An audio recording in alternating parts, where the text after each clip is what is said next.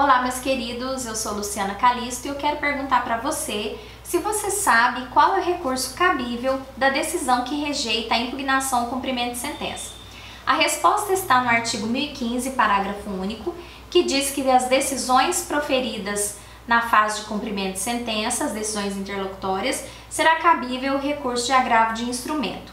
Parece claro, né? Mas na prática não é isso que acontece.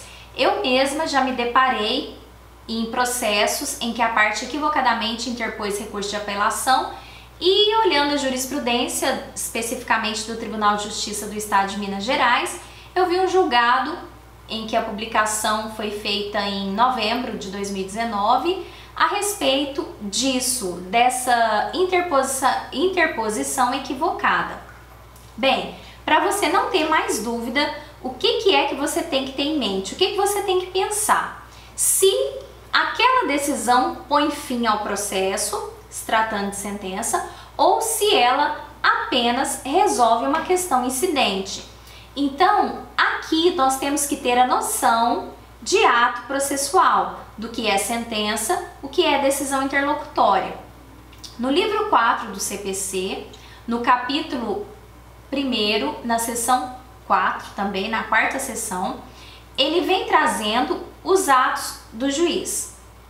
Então, quais são os atos, os pronunciamentos judiciais? Os pronunciamentos do juiz, isso está no artigo 203 do CPC, consistirão em sentenças, decisões interlocutórias e despachos. Logo no parágrafo 1º, ele vem trazendo o que é a sentença, que é o pronunciamento judicial por meio do qual se encerra, na verdade, a fase de conhecimento, com fundamento nos artigos 485 e 487 do CPC, ou extingue o processo de execução.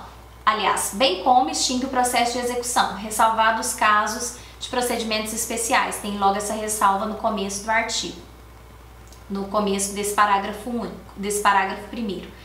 E no parágrafo 2º, ele vem falando que as decisões interlocutórias são todos os pronunciamentos de cunho decisório, mas que não se enquadrem nesse parágrafo 1º, ou seja, é um conceito residual. O que não for sentença, conteúdo decisório, será decisão interlocutória. Então, o que você vai ter que analisar, se você tiver dúvida, se às vezes diante de um caso prático ou uma questão de prova não estiver tão claro para você ficar em dúvida, porque geralmente em prova coloca um problema, você vai pensar nisso. Colocou fim ao processo ou não? E aí você vai saber se se trata de sentença ou se trata de decisão interlocutória. E o outro ponto que eu quero trazer aqui para vocês terem sucesso naquela questão oral, na questão aberta ou mesmo numa questão fechada, é que nesse caso não seria possível aplicar o princípio da fungibilidade recursal. O que é isso? É aceitar um recurso no lugar do outro, né? Desde que haja uma divergência doutrinária ou jurisprudencial, o que não é o caso. Porque se a gente tem, no caso da decisão que rejeita a impugnação ao cumprimento de sentença, a gente tem um dispositivo específico, qual é? O artigo 1015, parágrafo único, a gente não tem essa divergência doutrinária e jurisprudencial e, portanto, se trata de um erro grosseiro. Por isso que não há a possibilidade, não há espaço para aplicação do princípio da fungibilidade recursal. Bem, meus queridos, espero que vocês tenham entendido bem esse assunto, essa diferença. Eu vou colocar aqui embaixo, então, o julgado ao qual eu me referi, para que vocês possam olhar e ler o inteiro teor, para que vocês assimilem bem se ficou alguma dúvida.